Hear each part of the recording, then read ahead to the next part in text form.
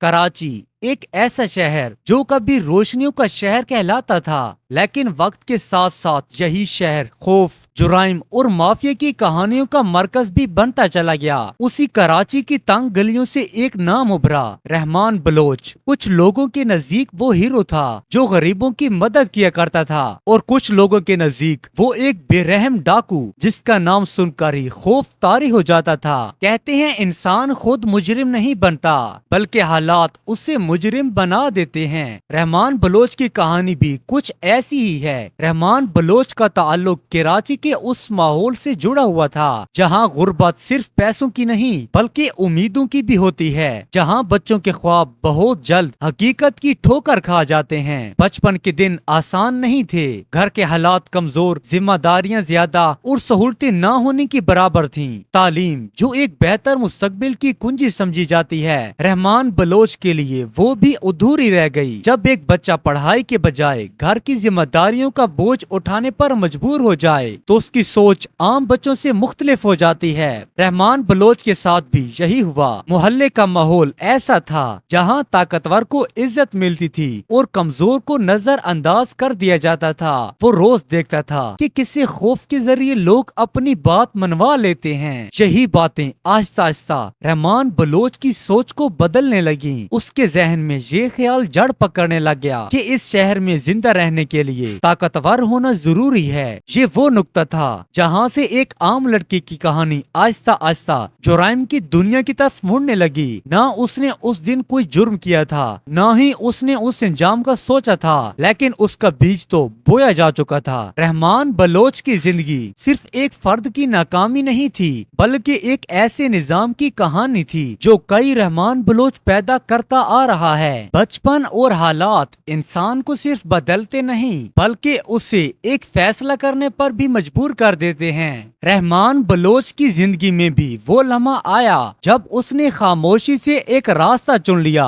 جرائم کا راستہ۔ شروع میں یہ بڑے جرائم نہیں تھے، چھوٹی موٹی لڑائیاں، دھمکیاں اور محلے کے تنازعات میں طاقت کا استعمال، لیکن یہی چھوٹے قدم آگے چل کر بڑی کہانی کی بنیاد بنے۔ رحمان بلوچ جلد ہی سمجھ چکا تھا کہ کراچی جیسے شہر میں قانون سے زیادہ خوف کی حکومت چلتی ہے۔ جس کا نام چل جائے اس کی بات مانی جاتی ہے۔ آہستہ آہستہ اس کے گرد ایسے لوگ جمع ہونے لگے جو طاقت اور پیسے کی تلاش میں تھے۔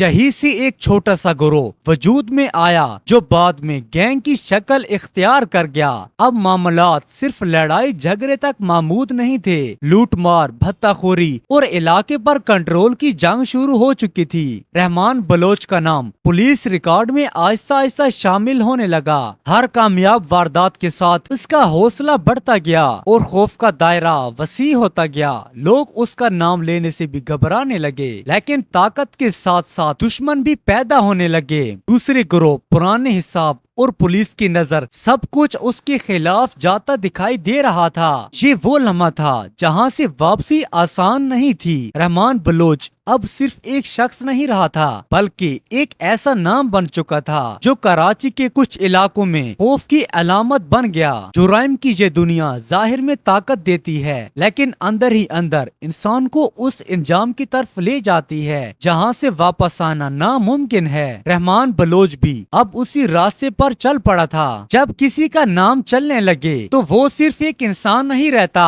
بلکہ ایک علامت بن جاتا ہے۔ رحمان بلوچ بھی اب صرف ایک فرد نہیں رہا تھا بلکہ وہ ایک خوف بن چکا تھا۔ کراچی کے کچھ علاقوں میں رحمان بلوچ کا نام کراچی مافیا کے ساتھ جوڑا جانے لگا۔ علاقائی کنٹرول، بھتہ خوری اور طاقت کی سیاست سب اس کی پہچان بنتی جا رہی تھی۔ لوگ کہتے تھے کہ رحمان بلوچ کے علاقے میں اس کی اجازت کے بغیر کچھ بھی ممکن نہیں تھا۔ دکان کھولنی ہو یا بند کرنی ہو، فیصلہ اس کے نام سے جڑا ہوتا تھا۔ لیکن تصویر کا ایک رخ اور بھی تھا۔ کچھ مقامی لوگ اسے غریبوں کا مددگار کہتے تھے، کبھی کسی کی مالی مدد، کبھی کسی مظلوم کا ساتھ۔ اسی وجہ سے اسے ہیرو سمجھنے والے بھی موجود تھے۔ یہی وہ نقطہ تھا جہاں رحمان بلوچ کی کہانی متنازع بن چکی تھی، کیونکہ قانون کے نزدیک وہ ایک سنگین مجرم تھا، لیکن عوام کے ایک طبقے کے لیے وہ طاقت کی علامت تھا۔ تھا۔ حقیقت یہ ہے کہ جرائم کی دنیا میں کوئی بھی مکمل ہیرو نہیں ہوتا۔ طاقت کے پیچھے ہمیشہ خوف چھپا ہوتا ہے اور خوف کے پیچھے خون اور نقصان ہوتا ہے۔ رحمان بلوچ کی آہستہ آہستہ بڑھتی ہوئی طاقت پولیس کے لیے ایک بڑا چیلنج بن چکی تھی۔ اس کے خلاف آپریشنز کی منصوبہ بندی شروع ہو گئی، فائلز موٹی ہوتی جا رہی تھیں اور وقت تیزی سے کم ہوتا جا رہا تھا۔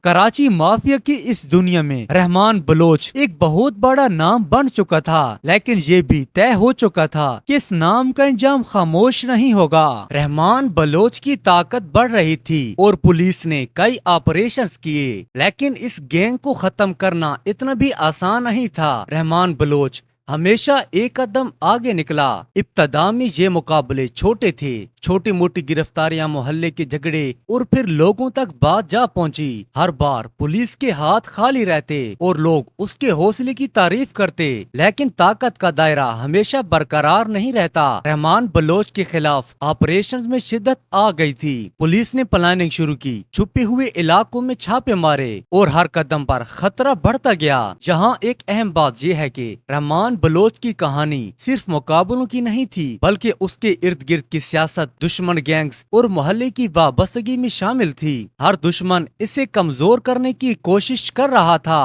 اور ہر کامیاب کارروائی کے بعد دشمن کا رد عمل مزید شدید ہوتا گیا۔ آخر کار وہ دن آ گیا جب پولیس نے ایک بڑے منصوبہ بند آپریشن کے ذریعے رحمان بلوچ کا تعاقب مکمل کر لیا۔ اس کے اثر و سوق میں کمی آنا شروع ہوئی اور خوف کی دنیا بدل گئی۔ یہ وہ لمحہ تھا جب ایک نام جو کبھی طاقت کی علامت تھا اب صرف ایک تاریخ کا حصہ بن گیا۔ رحمان بلوچ کا انجام یہ سبق دیتا ہے کہ جرائم میں بڑھتی طاقت، خوف اور کنٹرول عارضی ہیں اور انصاف کے ہاتھ ہمیشہ پہنچ جاتے ہیں۔ یہ واقعہ 9 اگست 2009 کو ہوا جب سپاہی افسر چودھری اسلم خان اپنی پولیس پارٹی کے ساتھ اسے اور اس کے ساتھ والوں کو روکنے کی کوشش کر رہے تھے۔ پولیس اور رحمان بلوچ کے گروپ کے درمیان گولیوں کا تبادلہ ہوا اور اس کے ساتھ 3 ساتھی شدید زخمی ہوئے اور ہسپتال جاتے ہوئے راستے میں ہی موت واقع ہو گئی۔ اور کچھ لوگ دعویٰ کرتے ہیں کہ ایک پولیس انکاؤنٹر یعنی کہ عدالت کی کارروائی کے بغیر اس کو مار دیا گیا، یعنی کہ رحمان بلوچ کو پولیس نے گولیوں کے ساتھ مار دیا۔